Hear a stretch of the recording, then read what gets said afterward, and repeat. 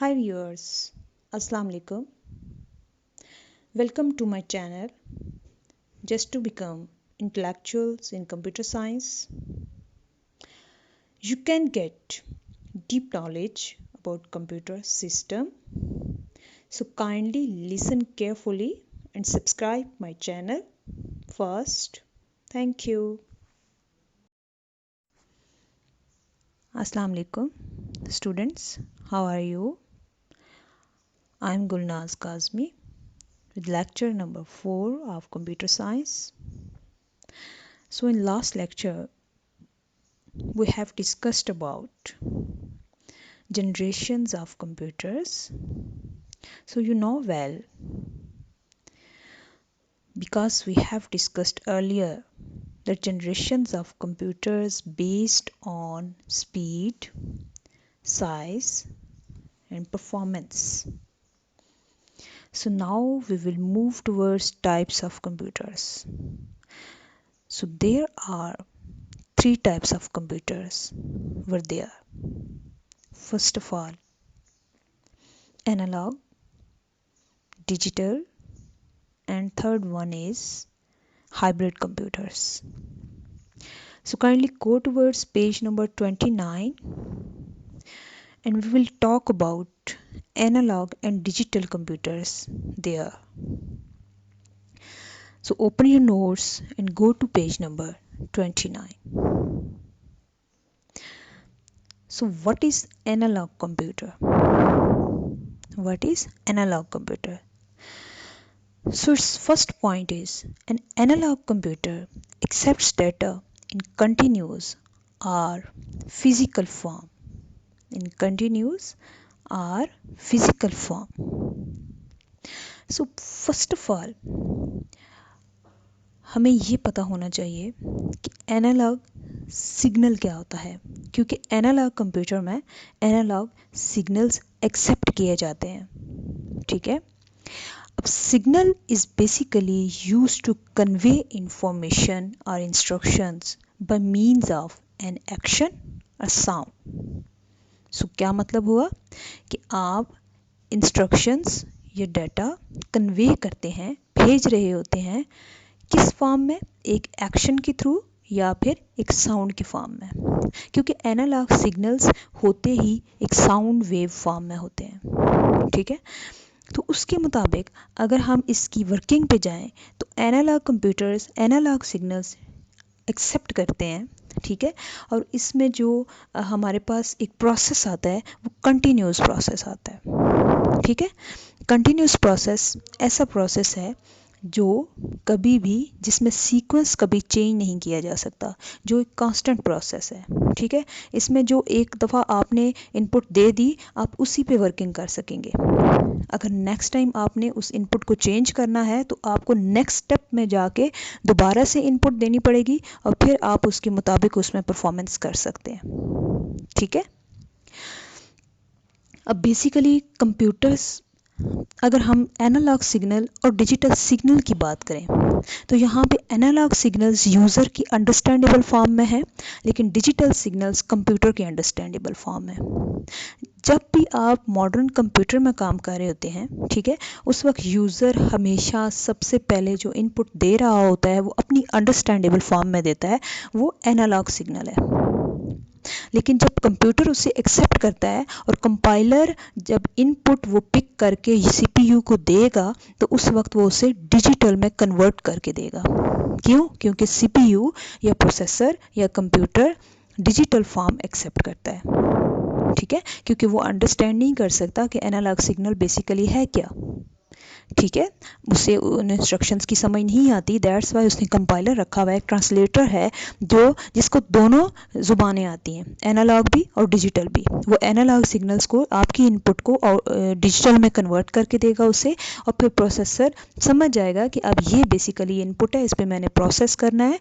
जब वो उस पर प्रोसेस करता है उसके बाद रिजल्ट्स वो आउटपुट में डिस्प्ले करता है, और आउटपुट डिवाइसेस के थ्रू जब रिजल्ट्स डिस्प्ले होते हैं वो यूज़र के क्यों जा रहे होते हैं, दैट्स वाई वो फिर एक कंपाइलर वहाँ पे होता है, स्टे कर रहा होता है, जो कि प्रोसेसर से जब वो आउटपुट पिक करेगा तो वो डिजिटल फॉर्म में होगी, लेकिन वो यूज़र को जब सेंड करेगा तो एनालॉग फॉर्म में कन्वर्ट करके सेंड करेगा ताकि यूज़र के लिए अंडरस्टैंडेबल हो। ठीक है, तो ये था बेसिकली एनालॉग और digital process, analogue to digital process. ठीक है, तो इसको हम मॉड्यूलेशन और डीमॉड्यूलेशन का नाम भी दे सकते हैं कि analogue to digital modulation and digital to analogue is next form, this is demodulation, यानी दोबारा से उस प्रोसेस को बैक फॉर्म में कन्वर्ट करना। ठीक है, तो अब ये फर्स्ट पॉइंट से रिलेटेड हमारी बात हो रही थी जो कि एनालॉग में था। एज इट इज़ अगर आप साथ साथ डिजिटल कंप्यूटर्स को भी कंपेयर करते जाएं तो आपके लिए ज़्यादा इजी रहेगा, इसीलिए मैंने इस टॉपिक को चूज़ किया है। हालांकि पेज नंबर 29 पे भी ये टॉपिक अलग अलग फॉर्म में आपको बताया गया है, उसमें कंप्लीट इन्फॉर्मेशन है, लेकिन वो आपको अलग अलग फॉर्म में ही साथ साथ समझना पड़ेगा। अगर आप इसको फ्रंट टू फ्रंट, अगर मैंने इसको डिफरेंस की फॉर्म में लिखा है तो ये इसीलिए लिखा है ताकि आप साथ साथ कंपेयर करते जाएं कि एनालॉग की क्वालिटीज़ क्या हैं और डिजिटल की क्वालिटीज़ क्या हैं। ठीक है, तो अभी तक एनालॉग की हमें क्या मिला है कि ये एनालॉग सिग्नल एक्सेप्ट करता है कंप्यूटर, और इसकी जो प्रोसेसिंग होती है वो कंटिन्यूस फॉर्म में होती है, यानी कि इसमें जो सीक्वेंस या जो इनपुट दी जाती है वो कभी भी चेंज नहीं की जा सकती, जो इनपुट आ गई है उसी से रिलेटेड उस पर रिजल्ट्स प्रोड्यूस किए जाएंगे। ठीक है, उस पर साइंटिफिक ऑपरेशंस अप्लाई किए जाते हैं। लेकिन digital computer data digital form में एक्सेप्ट करता है, और इसमें जो प्रोसेस होता है वो डिस्क्रीट फॉर्म में होता है, डिस्क्रीट फॉर्म हमेशा चेंज की जा सकती है। ठीक है, इसके अलावा इसमें जो डाटा आता है वो 0 और 1 फॉर्म में आता है। ठीक है, बाइनरी फॉर्म में आता है। ठीक हो गया, और इसमें जो ऑपरेशंस परफॉर्म किए जाते हैं वो मोस्टली अरिथमेटिक और लॉजिकल ऑपरेशंस होते हैं। अरिथमेटिक ऑपरेशंस कौन से होंगे? Plus, minus, multiply and divide. But logical operations comparisons होते हैं, जैसे कि less than, greater than, less than equal to और greater than equal to. So first point आपको क्लियर हो गया होगा कि फर्स्ट पॉइंट में एनालॉग में क्या बताया जा रहा है, डिजिटल में क्या बताया जा रहा है। ठीक है, now move towards second point. So these computers are special purpose computer, यानी बहुत कम जगहों पे अभी इसके इस्तेमाल है। ठीक है, एक ख़ास मकसद के लिए इसको यूज़ किया जाता है, लेकिन अगर हम डिजिटल कंप्यूटर्स की बात करें तो जनरली हम इसको यूज़ करें। ठीक है, क्योंकि मॉडर्न कंप्यूटर ज़्यादा से ज़्यादा टास्क बहुत कम टाइम में परफॉर्म कर सकता है, दैट्स वाई हम डिजिटल कंप्यूटर को ज़्यादा अहमियत दे रहे होते हैं। ठीक है, now move towards point number 3, these computers have no operational state, इसमें कोई ऑपरेशनल स्टेट नहीं है। ठीक है, यानी कि इन कंप्यूटर्स में, एनालॉग कंप्यूटर्स में कोई ऑपरेशनल स्टेट नहीं है। ठीक है, जस्ट आप जो भी इनपुट दे रहे होते हैं वो साउंड वेव फॉर्म में दे रहे होते हैं। ठीक है, वो एक एक्शन की फॉर्म में दे रहे होते हैं। ठीक है, लेकिन जो डिजिटल कंप्यूटर्स हैं उनमें 2 स्टेट्स हैं, ऑन और ऑफ। ठीक है, ऑन के साथ बेटा आप इसको 1 कर लें एंड ऑफ मीन्स 0। ठीक है, ऑफ के साथ 0 कर लें, यहाँ पे टाइपिंग मिस्टेक है। ठीक है, यहाँ पॉइंट नंबर 3 में डिजिटल कंप्यूटर्स में लिखा हुआ है these computers have only 2 states, on end of. तो ऑन के साथ 0 लिखा हुआ है, यहाँ 1 कर दें, एंड ऑफ के साथ 0 कर दें। ठीक है, 1 means on, of means 0।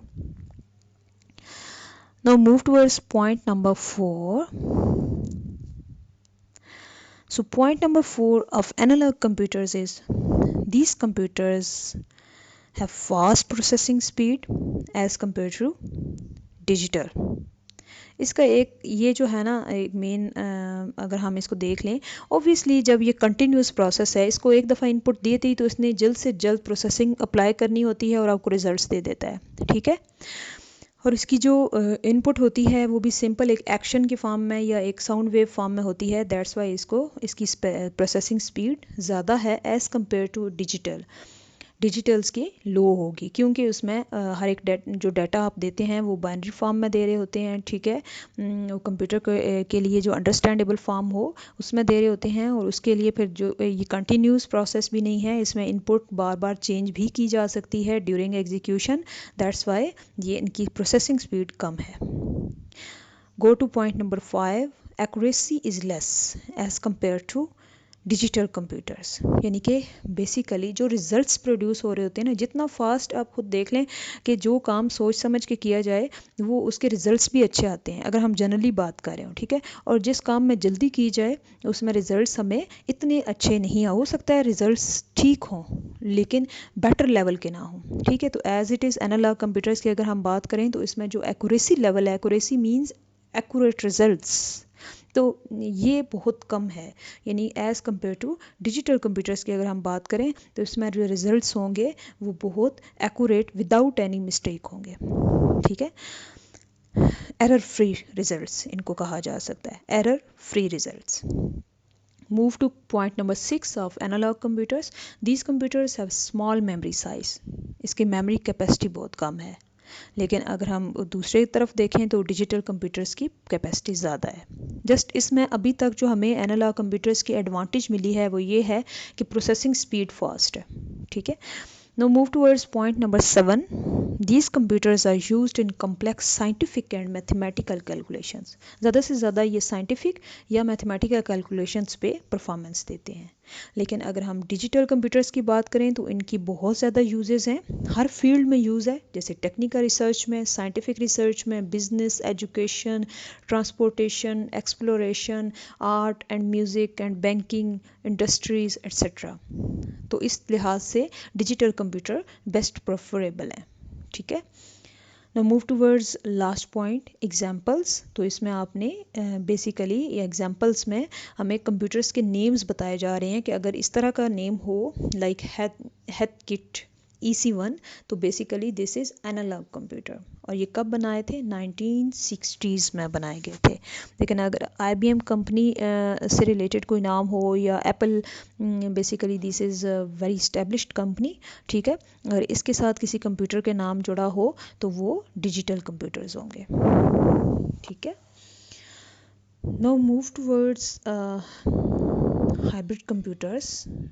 So go to page number. आप बेटा सबसे पहले तो मैं आपको ये बता दूं कि आपके पास ये ऑप्शन है एनालॉग और डिजिटल कंप्यूटर्स की कि अगर आप क्वेश्चन नंबर अगर आप जो है ना एक्सरसाइज में जाएं, क्वेश्चन नंबर 3 में भी differentiate between analogue and digital computers वाला क्वेश्चन है, जिसमें अलग अलग से एनालॉग और डिजिटल को बताया गया है, और फिर साथ ही डिफरेंस जो है ना वो कंपैरिजन फॉर्म में बताया गया है। तो आपकी मर्ज़ी है, आप चाहे ये करें डिफरेंस या फिर आप अलग अलग फॉर्म में करें, दोनों में रिजल्ट्स आपको सेम मिलेंगे। तो मेरे ख्याल में बेहतर रहेगा जी जो कंपैरिजन ऑर्डर में है इसको आप कर लें। इसमें ये होगा कि अगर आपसे सिर्फ एनालॉग का पूछा जाता है तो आप एनालॉग के सारे पॉइंट्स लिख दें, अगर सिर्फ डिजिटल का पूछा जाता है तो आप डिजिटल के सारे पॉइंट्स लिख दें, और अगर कंपैरिजन आ जाता है तो तब भी आपको, यानी बेसिकली इसका मकसद ये है कि आप एक ही दफ़ा इस क्वेश्चन को लर्न करें तो आप 3 फॉर्म्स में इसको कन्वर्ट कर सकते हैं, okay. Now move towards third type, hybrid computers. So this is on page number 7. So move towards page number 7. So there is a hybrid computer. So hybrid computers are the combination of analog and digital. इसमें दोनों qualities होंगी, analogue की भी होंगी, eight ए time वो digital computers पे भी performance दे रहा होगा। तो अगर हम देखें तो ये एनालॉग और डिजिटल दोनों से बेस्ट है। लेकिन जब दो टेक्नोलॉजीज़ एट ए टाइम एक कंप्यूटर में यूज़ की जा रही हों तो ऑब्वियसली वो एक्सपेंसिव होगा, ठीक है। इसके अलावा इसमें जो प्रोसेसर होगा वो बहुत पावरफुल होगा।